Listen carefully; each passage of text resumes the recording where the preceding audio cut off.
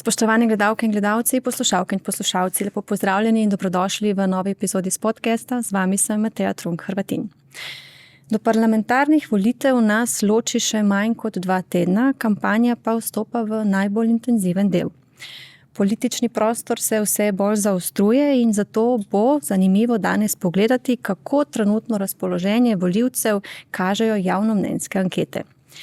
Danes bomo pogledali najnovejšo meritev političnih preferenc, ki jih za Siol pripravlja Valicon in je bila izvedena med 6. in 9. marcem. Rezultate ankete pa bo komentiral naš stalni politični analitik, dr. Samo Uhan, ki je tudi dekan Fakultete za družbene vede.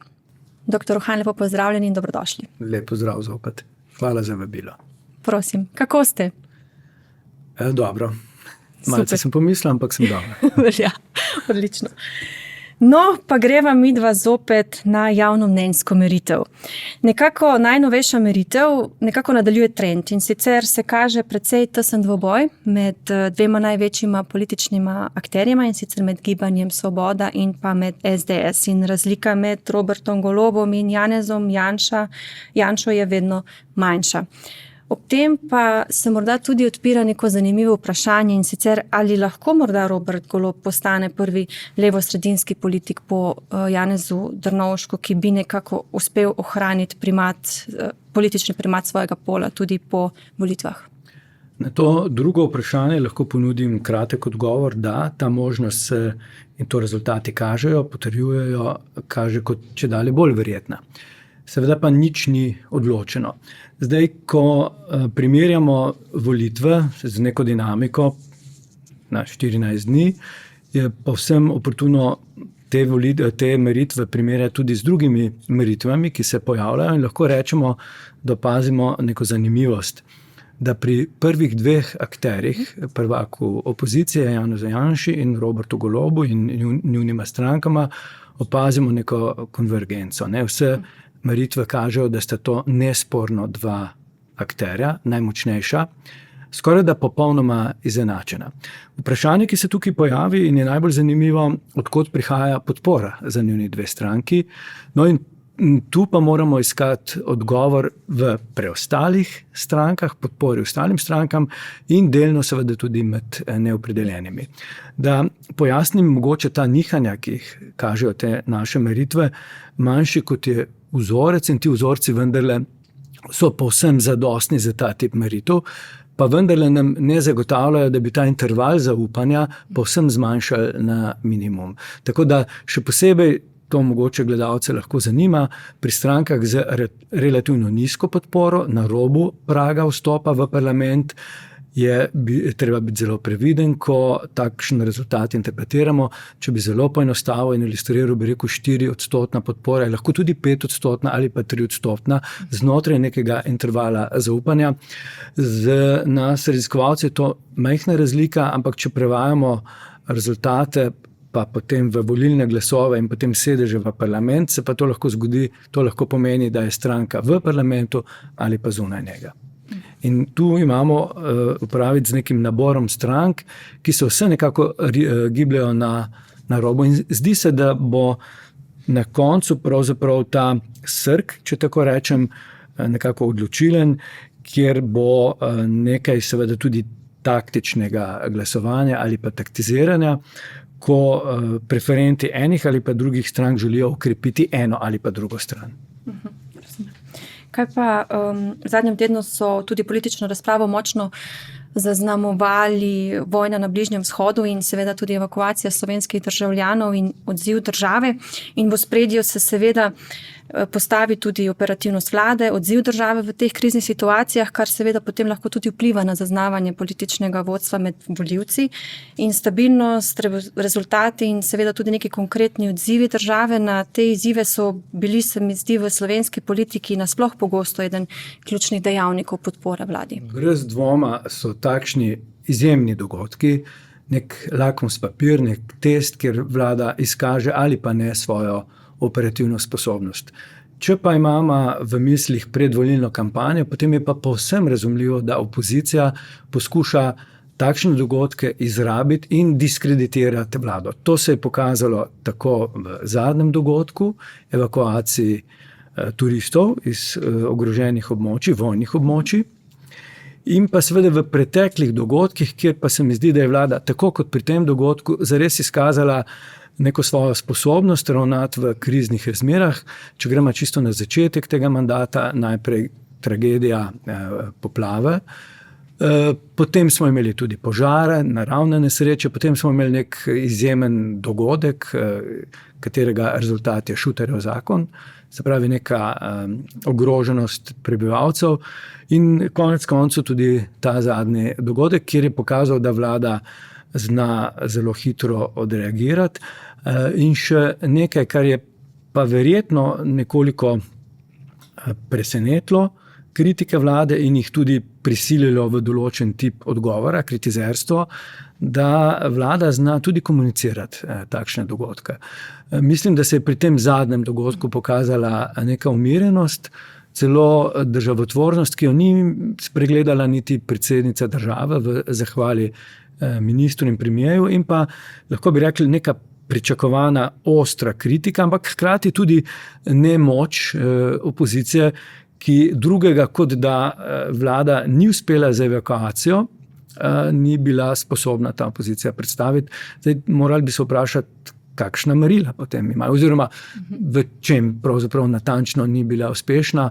Če primerjamo druge države, potem lahko rečemo, da se je na srečo vseh vpletenih to dobro končalo. In to lahko dejansko potem tudi vpliva na vpliva.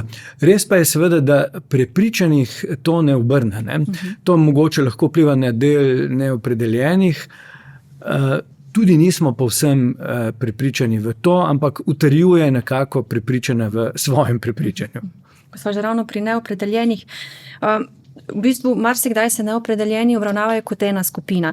V resnici pa lahko gre v bistvu za različni, recimo dve skupini, se pravi za nekatere neopredeljene, ki se morda za politiko niti ne zanimajo, pa rečejo, ne vem, kaj se bom odločil, so pa morda še potem ostali, se pravi druga skupina, ki pa nekako se odločajo med dvema igralcema ali pa katerimi koli političnimi strankami. Ko razmišljamo o neopredeljenih, smo nekako vsi potisnjeni v neko vrsto špekulacij, ker je zelo težko podati natančen odgovor, kdo so tisti, ki ne želijo sodelovati pravzaprav v takšnih anketah. Ampak tu si seveda pomagamo s preteklimi izkušnjami. In tukaj imate prav. Pravzaprav ne gre za homogeno populacijo. Včasih pravimo tudi, da smo preveč prepričani v to, da so neopredeljeni jeziček tehnici ali pa da lahko ponudijo odgovor. Običajno se je pokazalo, da se glasovi neopredeljenih nekako porazdelijo v razmerjih, ki jih poznamo. Vendarle se lahko zgodi, da se ta skupina neopredeljenih razdeli na podskupine, ker imamo tiste, ki so, rečemo jim v literaturi last minute swinging, ki se odločijo v zadnjem trenutku, pač glede na razmere, ki vladajo, bodi si, da želijo dejansko igrati vlogo jezička na tehnici in malce špekulirajo. Temu rečemo tudi vlakovni učinek. Ljudje skočijo na vlak, ker želijo biti del pomembnega dogodka. Če ostaneš zunaj, si zunaj. In se lahko ozirajo tudi na rezultate takšnih meritev, kot jih medva sedaj komentirajo, in so bodisi med zmagovalci ali pa poraženci. In pa seveda del je tistih, ki pa so indiferentni do politike ali pa imajo celo neko posebno mnenje o politiki, ki je dostikrat se izrazi v nekem prepričanju, da so pač vsi politiki enaki in da ni vredno resno razmišljati o tem, kaj volitve pomenijo. Kaj pa menite o mladih volivcih? Pogosto slišimo, da so mladi politično malo apatični, hkrati pa tudi vseeno vidimo pri različnih kampanjah in referendumih in tudi seveda pri raznih spletnih mobilizacijah. Je to res morda problem v neki apatičnosti ali je karkoli drugega? Mislim, da je to nekako razlaga na prvo žogo, kot temu rečemo. Mladi so vsekakor, in to ni floskula, prihodnost vsake populacije. Je pa res seveda, da so nekak indikator razpoloženja, ki vlada v državi. Treba je jasno povedati, in to ne velja samo za Slovenijo, da so se mladi zaradi značilnosti modernih družb po razpadu berlinskega zidu znašli v nekem zelo kompetitivnem okolju, ki je za njih zahtevno in ne daje zelo enostavnih odgovorov o njihovi prihodnosti.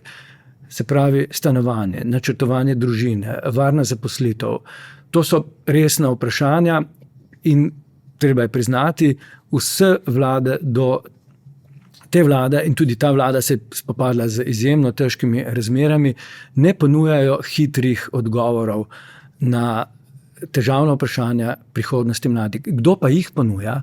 Ponujajo pa jih populisti, kot ponujajo odgovore vsem. Ne? To so pa odgovori, ki skrivajo v sebi neki jeze, neki bližnjic, rešitev frustracij. In zdaj, če govorimo o mladih, raziskave na Eurobarometer in tudi drugi kažejo, da je en del populacije zelo dovzeten za te desne populistične prijeme. Mlajši moški so tisti, ki ta narativ, ta diskurs jeze, gneva, ki je usmerjen v veliki meri, danes je 9. marec, tudi proti ženskam, z lahkoto prevzamejo. Ne? Potem pa so, to je treba povedati, dekleta, ki so v tem smislu bolj progresivna, bolj zadržana in se ne ujemajo, ne pustijo ujeti v ta diskurs, ki pa v tej zaostreni situaciji lahko abstinirajo s tem, da se ne